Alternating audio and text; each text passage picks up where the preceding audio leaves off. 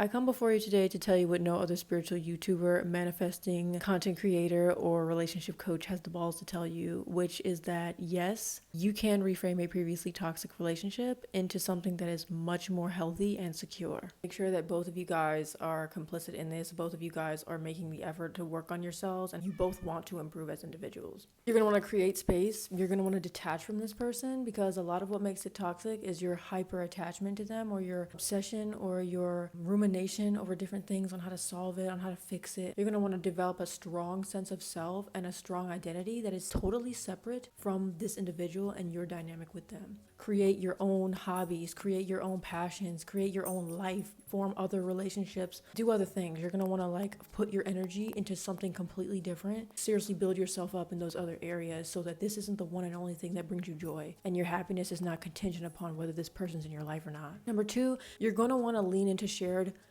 strengths, hobbies, and passions with this person. Lean into the things that you both have in common. Stop focusing on the areas of your life that you are incompatible or that you don't relate in. A lot of times when you're struggling with a person, you're arguing or you're not agreeing with them, it's because you're focusing only on the things that don't work about you and your relationship, or the parts where you don't align. Think of it like puzzle pieces. I said this on my TikTok, a video I made about the same topic. Stop trying to fit the wrong ends of the puzzle together. You know the puzzle pieces fit together. They were designed to go together. So you know that the puzzle fits. Pivot. You have to maybe turn the piece. Maybe focus on some of the other pieces of the puzzle that you know go together. So focus on the pieces that go together, and eventually you'll get the whole picture. So once you've healed and you become emotionally available, you can actually appreciate this individual for their strengths and for who and what they are, and you can find value in who and what they are, as opposed to constantly comparing them to what they're not, or what they're not giving you, or what they're not doing. See them as they are without projecting your own needs onto them. A lot of resentment builds up when you're constantly wanting someone to be something for you and not allowing them to be what they are.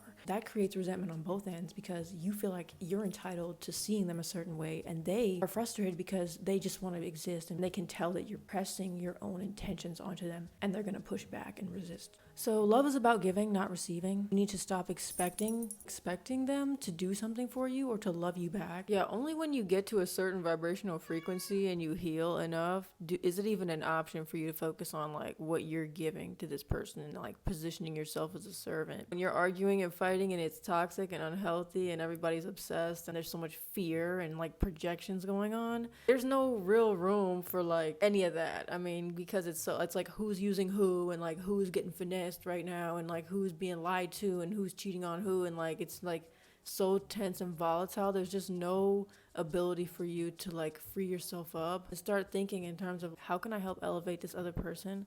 How can I be the change I want to experience? How can I set the standard? How can I lead by example? Because it's such a different frequency to say, how can I help, than what am I getting out of this? Your relationship may have to pivot. It may have to shift into something else. It's not the wrong person. It may be the wrong relationship. So you have to be open to this dance, to this ebb and flow. You kind of have to feel your way through this. You kind of have to feel what feels right with this person, and feel the areas of life and focuses that feel good with them, and just kind of ignore the parts that don't fit. Stop continually driving in a direction that just does not feel pleasurable or does not feel compatible for either of you. So you have to stop focusing on what they're giving you, and stop focus on getting, and what am I getting, and start listening. You just start listening to the relationship and let the relationship itself tell you what it is.